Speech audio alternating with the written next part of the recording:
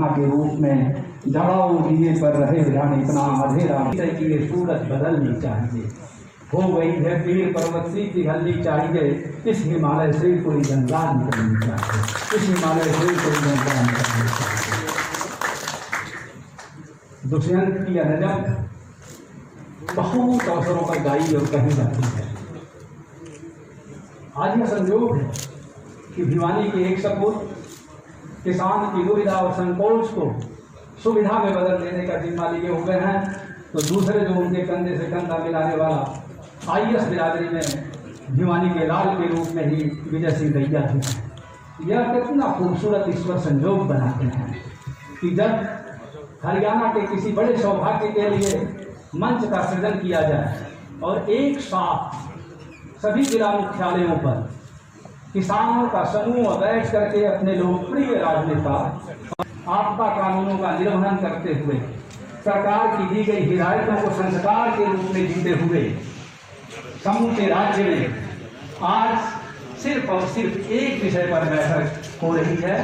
सबके जो ध्यान है आसिया से सराय के इस सभागार की तरफ केंद्रित है कि जो किसान के लिए जवाबदेही है, किसान के रूप में आदरणीय श्री जेपी दलाल जी की शपथ है, वह हम उनके कंधे से कंधा मिलाएंगे। मैं ज़्यादा कुछ न करते हुए गए थे, उस मंच का भी मैं संयोग से संचालन कर रहा था। जब मैं माननीय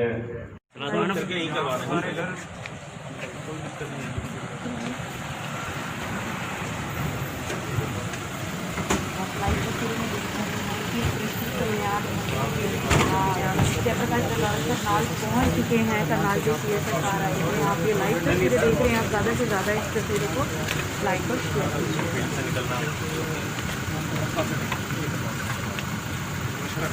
सेमिनार अभी चल रहा है, मतलब सेमिनार थोड़ा सा सरकार बनना करेगी, हमें निकलना पहले एक सेकंड कमाल कर। सर आज आप करनाल आए हैं, क्या कुछ कहना चाहेंगे? आज जो कृषक वैज्ञानिक का मिला जुला एक सेमिनार है और फसल अवशेष प्रबंधन के विषय में ये है। हमारे आमतौर पर जो धान की पराली जलाने की समस्या है, इसकी एक विशेष समय में एक महीना बड़ी पूरे एनसीआर के अंदर समस्या होती है और अनजाने में कुछ किसान पराली में आग लगाते हैं। उससे ज़मीन की जो धरा की उपजाऊ शक्ति खराब होती है, मित्र कीट मर जाते हैं और किसान को नुकसान होता है, वातावरण को नुकसान होता है, मानवता को नुकसान होता है। तो इसी विषय पर सारे वैज्ञानिक, सारे अधिकारी, किसान भाई बैठ के संगोष्ठी है और सब विचार विमर्श करके सरकार ने जो काम इस बारे में किया है उसकी हम जानकारी देंगे, किसानों के विचार सुनेंगे, अधिकारियों की इस बारे में क्या राय है। मुद्दा ये है कि किसान की आमदनी बढ़े, पर्यावरण भी बचे, किसान को किसी तरह का नुकसान ना हो, ऐसी विधि, ऐसे तरीके निकलें जिससे पर्यावरण भी बचे और किसान को सुविधा रहे। आज का यही विषय। सर बात करें, दो प्रदेशों के मुख्यमंत्रियों की आज बैठक है। काफ़ी लंबे सालों से कई अर्जों से इस वजह लेके काफ़ी बड़ा मुद्दा था, तो कहीं ना कहीं हल होने की संभावनाएं नजर आ रही है। देखिए, कानून का राज है इस देश में। पानी पे फैसला जो हमारा हक है हरियाणा का, वो हो चुका है और देश की जब सबसे बड़ी संवैधानिक संस्था है सुप्रीम कोर्ट है, उसने हमारे हरियाणा के हक में फैसला दे दिया है। अब विषय सिर्फ इतना है कि इस नहर को कौन सी एजेंसी के द्वारा बनवाया जाए।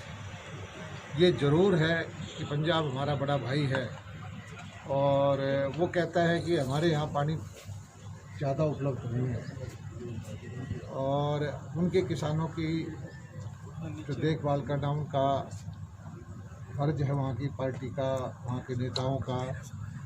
लेकिन प्राकृतिक न्याय ये है कि जो चीज़ हमारे हक में फैसला हो चुका है और हमारे यहाँ दक्षिण हरियाणा में खासकर खेती को तो छोड़िए, पीने का पानी भी उपलब्ध नहीं है। हमारे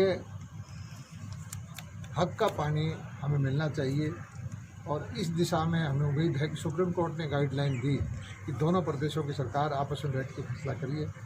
फैसला हो जाता है तो बहुत अच्छी बात है, नहीं होता है तो सुप्रीम कोर्ट से हमें उम्मीद है कि वो नहर बनाने के लिए कोई न कोई एजेंसी नियुक्त करे। सर, कोविड के दौरान जो सेवाएं दी गई उसमें हरियाणा भी बेहतर था, लेकिन पंजाब को पहला स्थान मिला है और हरियाणा 14वें नंबर पर रहा है। तो आपको नहीं लगता ये नंबर आगे भी बढ़ सकता था, हरियाणा और बेहतर कर सकता था? देखिए कौन से पैरामीटर हैं, हमारी सबकी मैपिंग हुई नहीं हुई, और सेवाएं जो दी गई सरकार से ज़्यादा तो सामाजिक संस्थाओं ने दी है। मैं समझता हूं कि हरियाणा के लोगों ने कोविड के दौरान जो माइग्रेंट लेबर के लिए, उनके लिए ठहरने के लिए, भोजन की व्यवस्था के लिए, उनकी दवा पानी के लिए बहुत अच्छा काम किया है। और ये पैरामीटर कहाँ से कौन से स्वास्थ्य सेवाओं की बात करें, स्वास्थ्य सेवा में हरियाणा की किसी भी रूप में कम नहीं है। हरियाणा के अंदर जो सबसे पहला प्रदेश था जहाँ पर इटली से जो पेशेंट आए थे उनको कोई दिल्ली लेने वाली नहीं थी, मानेसर में हमने उनको रखा और सारे पे सबका इलाज करके भेजा, और धीरे धीरे करके हरियाणा में रिकवरी रेट भी अच्छा है और कैजुअलिटी भी कम है और स्वास्थ्य सेवाएँ भी ठीक है और अच्छा होने की संभावनाएं हमेशा रहती है। सर, दीपेंद्र सिंह हुड्डा का बयान आया था कि बड़ौदा उपचुनाव में जो चुनाव होने जा रहा है वो हुड्डा और खट्टर जी के बीच का नहीं है, बल्कि वो जनता और सरकार के बीच का है। वो सही कहते हैं। बड़ौदा उपचुनाव जो है वो ना हुड्डा और खट्टर के बीच का है, ना बीजेपी और कांग्रेस के बीच का है। बड़ौदा में मुद्दा ये है कि इतने सालों से बड़ौदा विकास से वंचित रहा है, 15 साल से वहाँ कांग्रेस का विधायक रहा है, और अब जो वहाँ के बड़ौदा के लोग जो हैं, तो भारतीय जनता पार्टी की सरकार है 4.25 साल, सरकार में हिस्सेदारी चाहते हैं। चुनाव यही है कि हिस्सेदारी चाहते हैं या नहीं चाहते हैं, इसमें किसी का नुकसान नहीं, किसी का नफ़ा नहीं।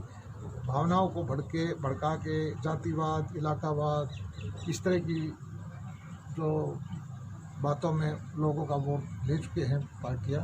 लेकिन इस बार अभी सीधा मैं बड़ौदा से ही आ गया, 4-5 गाँव में हो गया हूँ, बहुत अच्छा माहौल है। निश्चित तौर पर बड़ौदा का प्रत्येक वोटर ये चाहता है कि ये जो सरकार है इसमें हमारा नुमाइंदा हो और सरकार का भारतीय जनता पार्टी का नुमाइंदा हो। ठीक है, थैंक यू।